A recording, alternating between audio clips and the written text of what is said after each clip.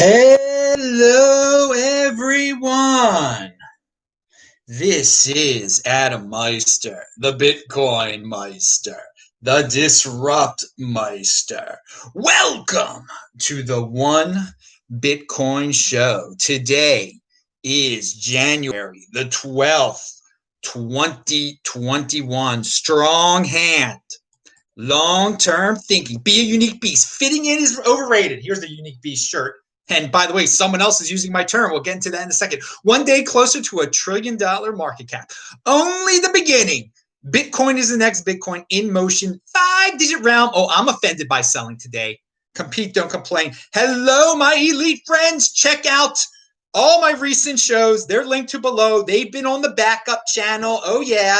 I'm back on the main channel again, so go to disruptmeister.com. It's really simple. If you think, oh, where's Adam been? I've been on the backup channel, and disruptmeister.com has all the videos there now. So if you missed any, and you probably did, and if you still don't grasp the concept, well, get some listening comprehension. All right, so another day, well, no, it's not another all-time high. Hey, man, I love these all-time high times, but of course we have corrections. So if you have questions, I have answers. You can ask about the corrections. Hey, we're not rushed today for once. I do want to go running after this. I'm in beautiful Miami, and I've already decided to extend my stay here until March the 24th, and I will go back to Baltimore for Passover then. So I'm going to be here a while. I like it. It's lively. We'll talk about that on another show. So it's a savings account, people. There are a lot of newbies out there that are, there's one guy actually contacted me and was freaked out by the price drop. Come on, man. Newbies are going to noob, but this is what Bitcoin is all about, dude. When we go up crazy, up into the 40,000 realm, of course it's going to come back down again, okay? You don't sell then. You don't get into short-term capital gains issues, which we're going to talk about in a second. So yeah, and to put it in perspective, if you need strengthening of the hand, okay, that when Bitcoin will probably have a big crash in 2022, okay, from some unbelievably awesome high, and it'll probably be crashed down to $60,000. We're not even to the point where Bitcoin's going to crash down to yet in the next, if the pattern stays true. Who knows with all the money printing that's going on, and that we will even have a major 2018 style or 2014 style crash again. Who knows? But it will probably be from 6-digit round back down to 60K. We're not even to where it's going to crash to. So a reminder, 30 Bitcoin make you a millionaire. Pound that like button. This Week in Bitcoin is linked to below. Best guess in the space. I don't know if I'm going to be able to upload it.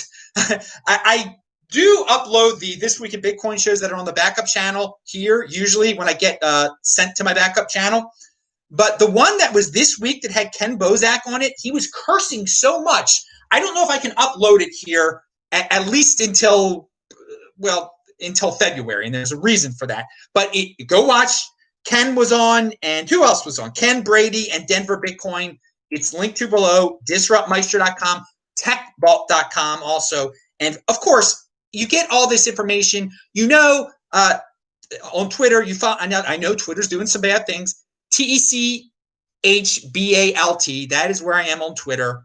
And you can find out wherever it might be an audio podcast form. That's linked to below to the latest audio podcast only show that I've done. And of course, linked to below is every weekday I do a TikTok for CoinBeast. And my latest TikTok it's only 15 seconds. If you want to get energized, I guess that's a good way to wake up in the morning. You see me screaming at you about Bitcoin for 15 seconds. It is what it is, but I had fun making them. I'll say that. So all the deplatforming talk out there, whether it be financial deplatforming or just pure social media deplatforming, a lot of people are tweeting about it, talking about it, and they're bringing up the financial deplatforming aspect, which is, hey, if a bank doesn't like your politics, a bank doesn't like what you did on social media one day, they're not going to do business with you. You're not going to be able to use PayPal anymore. You're not going to be able to use the Super Chat anymore. Who knows? But there are entities out there that want to be woke and show the world that no, we don't deal. We want to ruin these. We want to ruin these people financially, and people cheer them on. I mean, it's unbelievable. People are cheering on the financial ruin of people.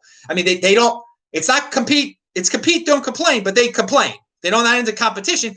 But the thing is, Bitcoin beats the financial deplatforming. Okay, and there are quite a few people that are showing. Posting about that Bitcoin is the solution. If you just value your wealth in Bitcoin, you set up a situation where you have a Bitcoin address, you're not relying on banks, you can't become financially deplatformed, okay? Now, there's so many people that are just so intertwined with mainstream society and they want to fit in. They're not going to wake up. They're not going to deal with it. But I'll say this. We've already heard about someone who's been financially deplatformed. I don't know if I'm even allowed to talk about him on my main channel anymore, according to, you never know what YouTube's going to do. But, he holds a position of power, an elected position of power. He's getting deplatformed financially and so it's only going to take, and more people, this is going to happen to more and more people. I mean, it's already happened to plenty of people through PayPal, etc. And it's only going to take one prominent person to be financially deplatformed. And instead of going into panic mode, just saying, oh, I got Bitcoin. This is the solution. This is the solution. And this is very good for Bitcoin. It's very good for Bitcoin that some people are just not going to be able to use banks anymore or any of the traditional financial rails. They're not going to be able to use them anymore. And we don't know how deep this is going to go. It might go, you might just be a regular Joe Schmo with a YouTube channel and you might end up on the list, okay? Guilty until proven innocent in the financial realm. But Bitcoin defeats that, all right? And once people can grasp that concept, it will help pump Bitcoin some more. And it's a very legitimate reason to use Bitcoin. It is uncensorable. And people are learning the true meaning of that now, really. When people of, elected officials in charge of most powerful countries on the earth are being deplatformed financially and socially. Okay, and so there you go. I spin something that's a negative for most people into a positive. This is great. By the way, thanks to CS2 for the monthly podcast support. Avoiding YouTube, avoiding sending money through YouTube. You guys can do the Super Chat now. I don't care. I'm back here on Super Chat. But another option is linked to below. If you feel like doing a Super Chat, you could support me over at the podcast, audio podcast, which is done through Anchor. And that's, and Anchor deals with, that's Spotify. It's basically the same thing. They're owned by, and you can do a monthly contribution there and avoid YouTube taking their piece of the pie. And that is linked to below how you can do that. Institutional investors unfazed by Bitcoin price crash.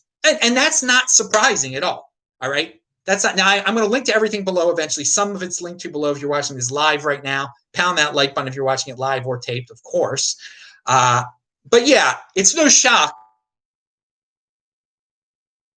that institutions that control insane amounts of money, they don't panic when there's a quote unquote a Bitcoin crash. All right. Weekend normies, they did panic.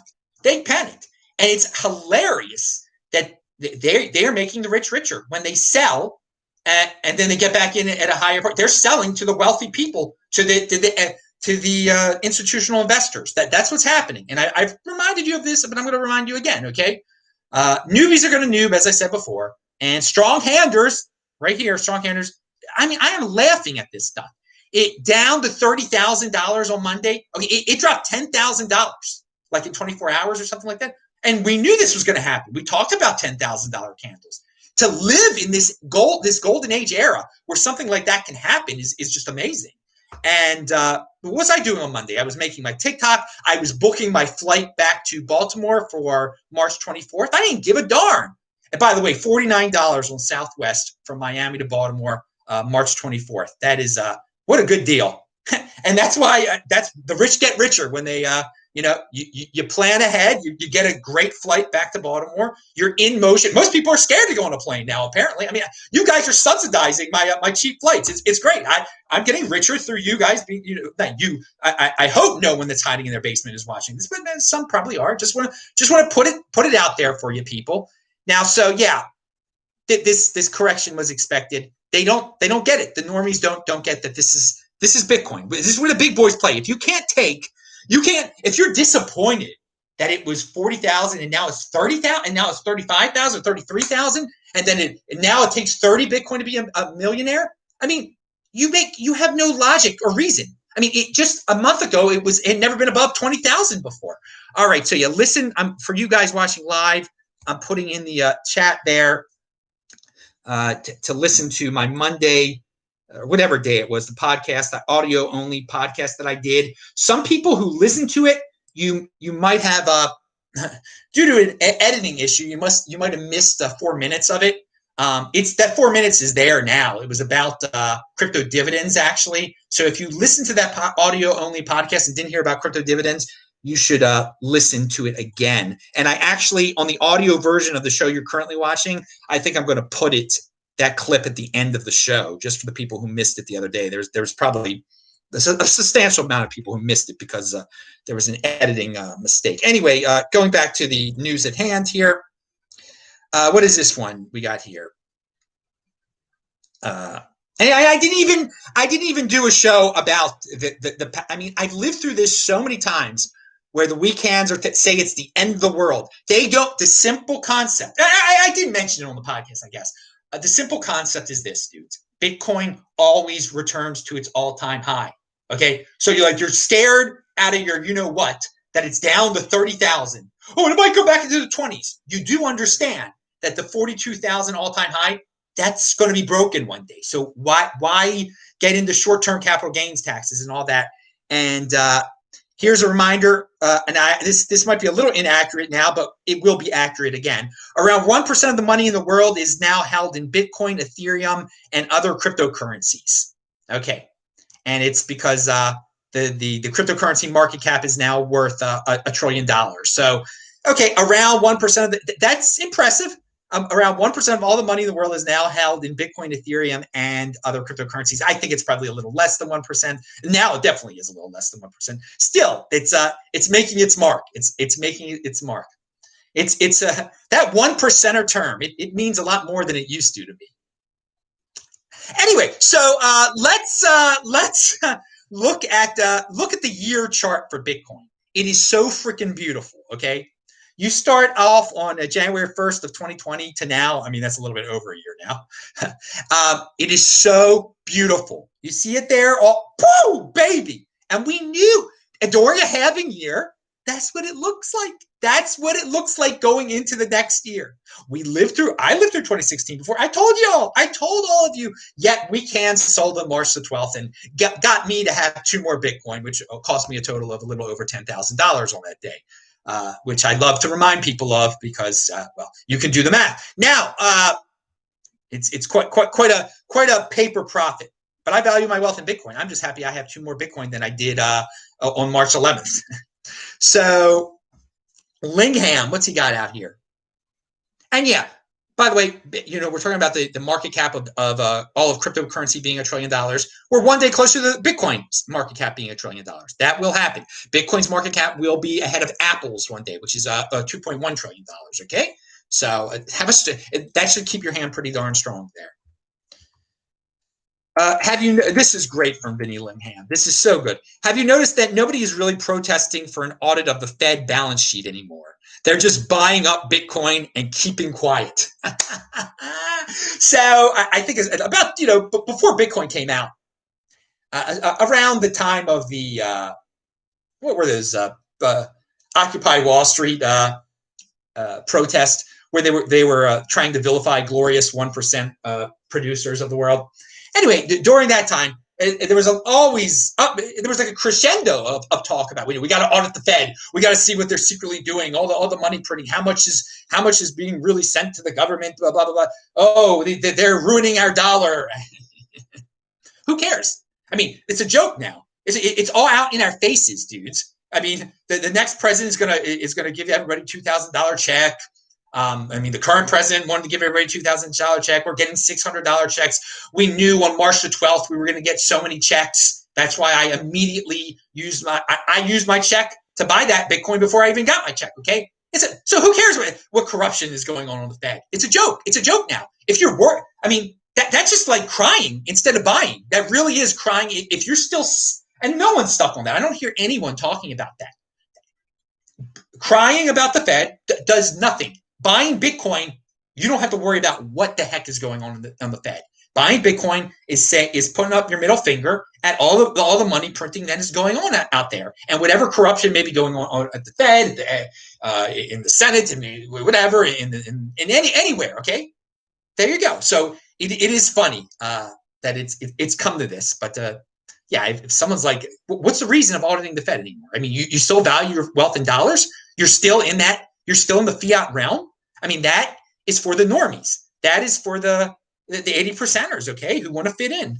Now, better money has been created since the audit the Fed movement was created. Okay, it's obsolete now because that Bitcoin actually doing something instead of screaming about. And it was a valid topic. It's a valid topic. I mean, it was a valid topic to talk about the Federal Reserve, what was going on, private banks, public banks, this, that, and the other. But if you want to write theoretical papers, okay, yeah. But now, no, the solution was Bitcoin. It came about now 12 years ago. Hey, you crypto dividend fans, Rhombus will launch today, I heard. Not that it really matters that much. I think you're going to be able to claim it whenever. I have not looked into really claiming it yet, but people have asked. Rhombus is an airdrop crypto dividend that is apparently coming out today.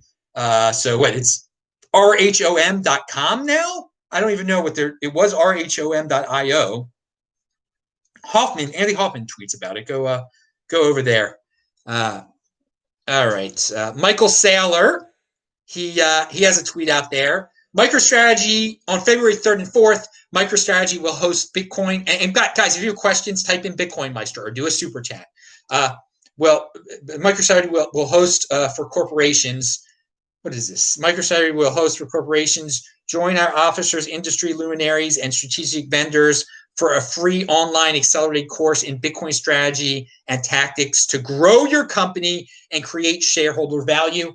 Hey, he is straight up targeting corporations who have a lot of money, who value their wealth in dollars, and are trying to convert them to Bitcoin. Good for him, man.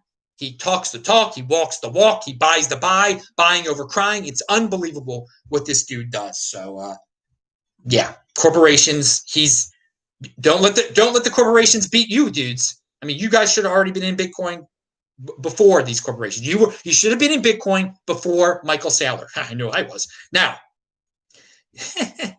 these rougher guys over in the UK who have invested into Bitcoin. All right, good for them. They put their money where their mouth was. They have a report that was out there, and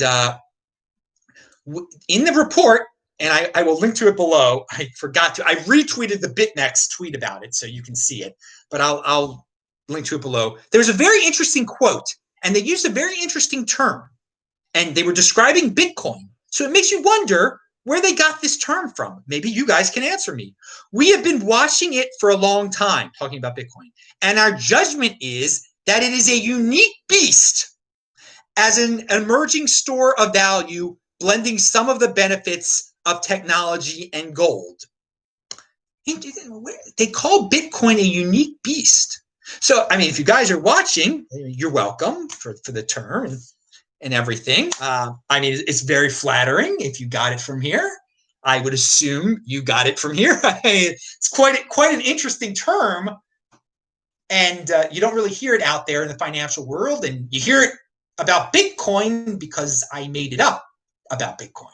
Now, all right, so let's pound that like button, and let's talk about middlemen out there. You know, Bitcoin is supposed to be about disintermediation. Hey, but the normies, they aren't disintermediating. They still have their financial advisors. I mean, I had a guy talk to me the other day about his like 70-year-old financial advisor said it was still vaporware and that it's going to crash. It's going to go to zero. So many financial advisors are never are never going to evolve. But they're gonna get old and pass away, and it doesn't really matter. Okay, they don't need to.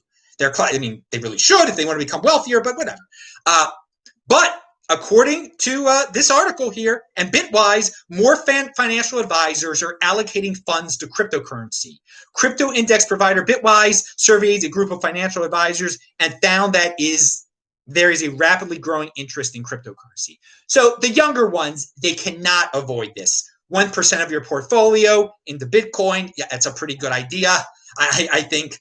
And you know, they gotta impress their clients somehow. They got to make it look like they're actually doing something for their clients. So, I mean, their clients are seeing this on the news now, and they're going to be asking about it. They can't avoid it. They can't. I mean, some of them can say, "Oh, it's worthless," but I think it's becoming pretty obvious that it's not worthless. And so, good for them. They're preserving their industry, because if they were not to add Bitcoin to their, I mean, plenty of people would drop them. So, but some will be dropped. Some refuse. Some are stubborn. Hey, that's their prerogative, and it's your prerogative if you think you need someone to manage your financial portfolio. Okay, I strongly disagree with that. I think people should. I mean, we're living in this why third party anything anymore? Okay, get rid of the disintermediation.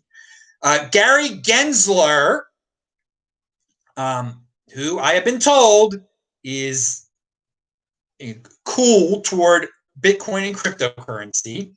The Biden is to name Gary Gensler as the United States SEC chair, sources say. And I'm going to link to that below. People are saying this is good for Bitcoin. All right. Let's wait and see. At least it's not some regulatory hawk, okay, who has been quoted as hating Bitcoin and wanting to try to stifle and help the people by adding regulation. This is a good, appears to be a good move, or there could be a lot worse moves. All right, I don't believe in the SEC at all, but it's not like Joe Biden's going to get rid of the SEC. So putting a guy that might be a fan of Bitcoin in charge of the SEC, all right, it's newsworthy at the very least. And I am going to check into. I'm going to talk about long-term capital gains in 1 second, and short-term capital gains here in America. I'm just seeing if there were any questions. No, there's a lot of people chatting over there. I can hear you twice, Bitcoin Meister. Uh-oh. Can people hear me all right? All right. Very good. Now, no, people can hear me fine. So, moving on to taxes here, because people want to hear about taxes, or people want to hear about ignorant traders. There's an article that came out at Decrypt.co the other day, and one big reason to hold Bitcoin is for lower taxes, and that people don't know this yet. All right. It just shows you, I mean, how much trading is thrown out there. People don't, and how impulsive people are. I mean, this isn't a big secret. They're writing an article about it because, unfortunately, it is insider information. If you hold your Bitcoin for over a year, you're not subject to short-term capital gains taxes, all right? You are subject to long-term capital gains taxes, which are much more friendly than short-term ones. If you trade Bitcoin and go back and forth every day into the fiat realm, you have to pay short-term capital gains, all right? And it's all recorded there on Coinbase, okay? There's no, so yes, this is one of the obvious benefits of having a long-term strategy, treating it like a savings account. I mean, 1 year isn't even that long. Even impulsive people can hang on that long. All right. But it's people don't get that. There's a big difference between long-term capital gains and short-term capital gains. Unfortunately, I would assume the next administration is going to probably make long-term capital gains taxed more. But in the United States of America, it's a year. You know, have a patience for at least. You should have patience for at least 4 years. Okay. Learn about the halving. Learn about the 210,000 block theory. All right. But in terms of taxes, I mean, it's pathetic that this article even needs to be written. and that it's seen as, for some people, as like a realization. Oh, I didn't know that before. Oh, that's why trading's bad? Yeah, that's one of the reasons trading's bad. You're getting taxed up the yin yang compared to being a freaking holder of the darn stuff. Unbelievable. But yeah, that people like to gamble. 80%ers are going to 80% impulsive. Now,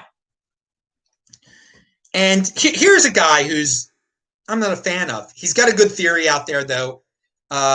As gold crashes, Jim Cramer says money is all going to crypto. Now, I don't know if this is true, all of it, all of the gold, but I do have it brings up a serious question, all right? How can anyone want gold now? I mean, seriously, what is the point of gold in this age of Bitcoin, which is unconfiscatable, uncensorable, and of course, uninflatable? All right, what people still ask me about gold. People in the comments are like, "Yeah, I'm still diversifying into gold."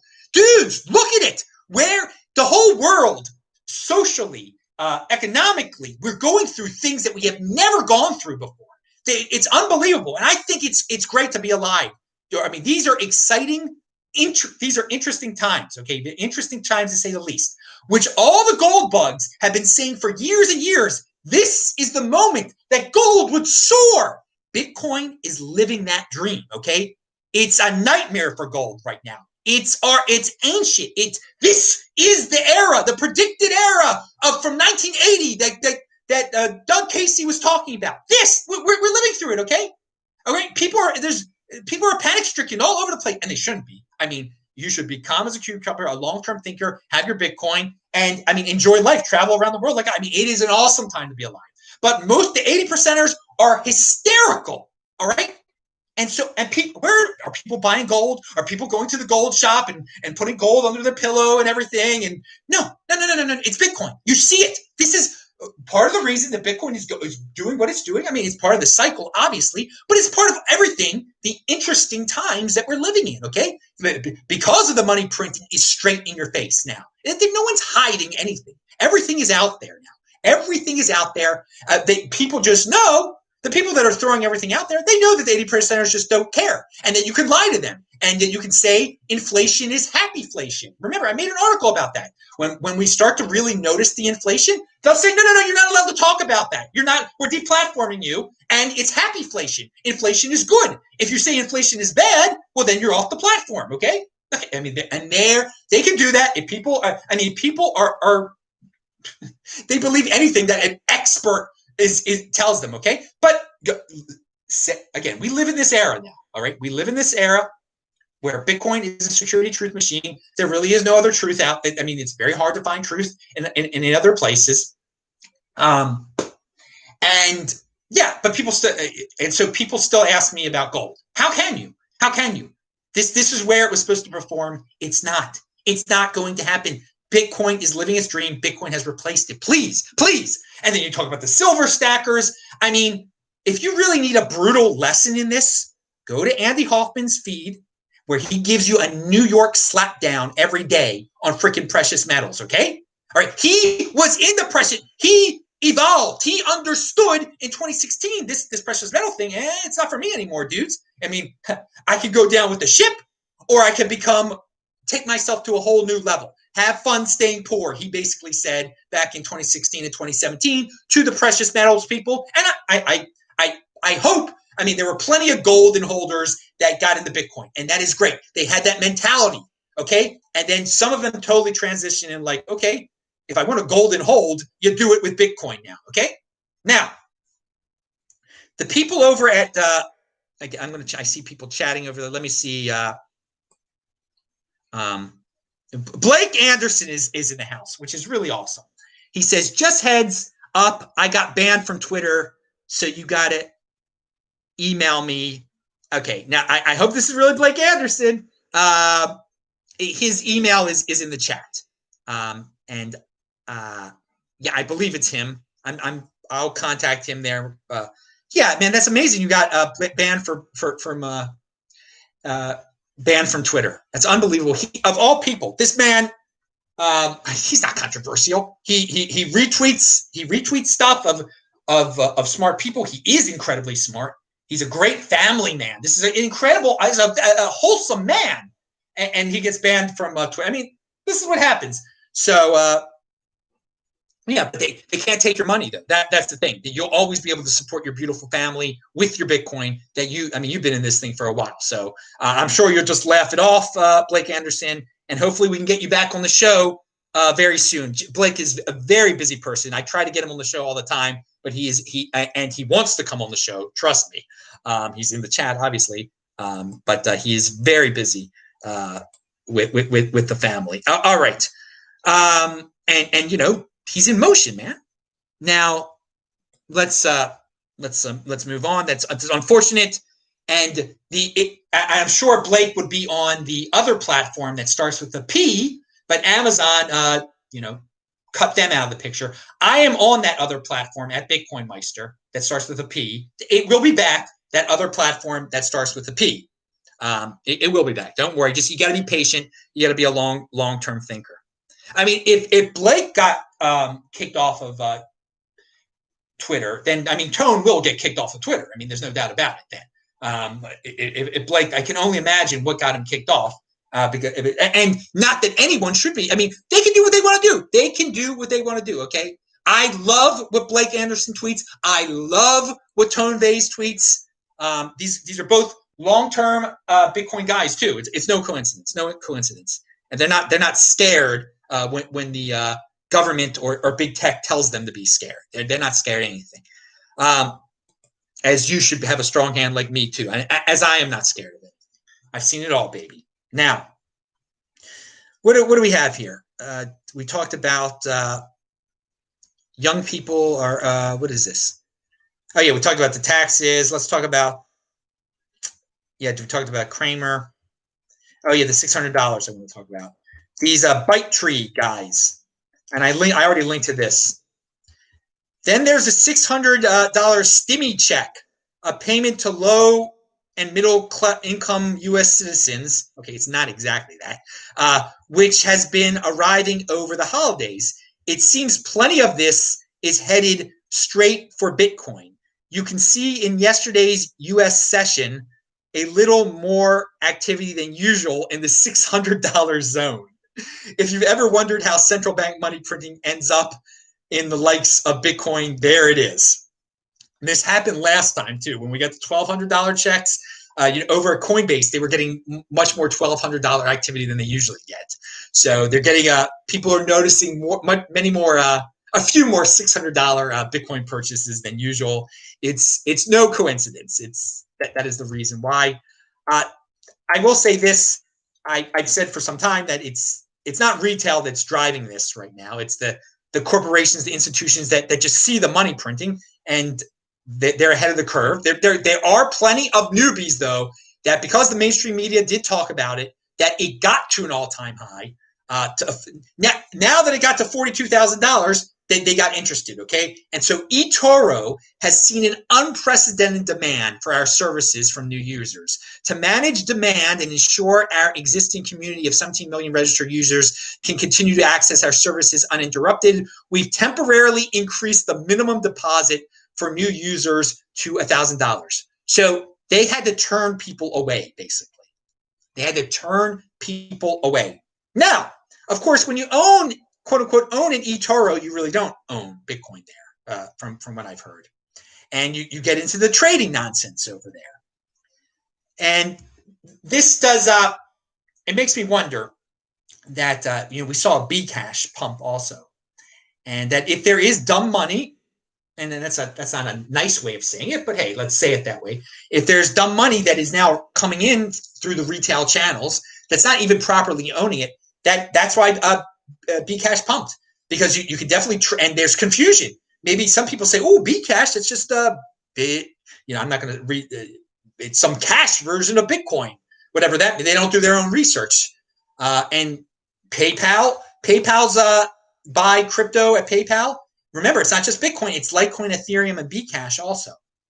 That probably has something to do with the Bcash pump. I really don't care. I do know that, the top tier altcoins, first of all, Ethereum is better than Litecoin and Bcash. There's no doubt about that. But Litecoin and Bcash get thrown in a lot with Bitcoin and Ethereum. PayPal reaches many, many people. And I want to end it with the dudes in they're the dudes from Bitcoin Magazine, who have all been, many of them have been on the show before, Christian and other guys. And they're trying to be very open about the Los Angeles Bitcoin conference that they wanted to host. And it's, California has been ridiculous lately. And they have a strong hand in terms of they're going to host an in-person event. And I love that. And I have a ticket for it, all right? I will be there if all goes well. But they are saying, I'm going to read this, it's linked to below, announcement, we are self-imposing a deadline for January 31st for whether we will postpone or move locations for the Bitcoin 2021 conference. Please be on the lookout, because they canceled the 2020 last year's. Please be, and that was because of all the ridiculous stuff going on. Please be on the lookout for a final decision on January 31st. And in the meantime, to the moon. So, dudes, you guys are awesome. Yes, in-person events 2021. Pound that like button. And that, let me just see if there were any other questions over there. So, someone says Tone is going off the deep end. No, he's not. No, he's not. I think he puts too much. The president of the United States is not as important as Tone makes the president of the United States out to be. There are other ways of dealing with the situation. We can't make it all about one dude here, okay? There's a lot of different things that are going on. So I think he leans toward making it about one dude a little bit too much. But no, Tone is a guy who loves freedom and such. And I just speak your mind. He should be able to speak his mind. We're living in, the screaming Karens. Their default is they don't like what someone like Tone says, so they're like, deplatform. We are living in and private companies, they can deplatform, they can censor whatever you want to call it, but we're clearly living in, and Ben Shapiro talked about this the other day, and I'll talk about this on another show. I haven't done a Beyond Bitcoin. I got to do a Beyond Bitcoin show soon, I guess. We're living in that. The culture has become a culture of deplatforming, where that's the default, and that's sick. That's sickening. It's sad that people can't debate and people get offended by ideas. And instead of dealing with those ideas or just ignoring those ideas, they want force upon those ideas. Government force, okay? Centralized authority force to shut down ideas that they don't like. And that's pathetic. That's pathetic.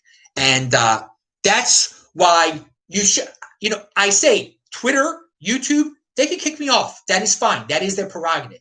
I am not going to encourage ever a private institution to deplatform people. I'm not going to do it. I'm going to say they have the right to do it, but I'm never going to cheer it on, because I don't want to make it normalized in the culture. Because it's just, when it's normalized in the culture, then it's normalized for the government to be authoritarian and to pick and choose the winners and to pick and choose who to silence. And that is a bad situation. All right. And that is not freedom. That is the opposite of freedom. And I'm about freedom. I'm Adam Meister, Bitcoin Meister, Disrupt Meister. Remember, subscribe to the channel, the backup channel, etc. Just sportsmeister.com, disruptmeister.com, techvault.com. I'll see you pretty soon, dudes. Thanks a lot. It was a fun show.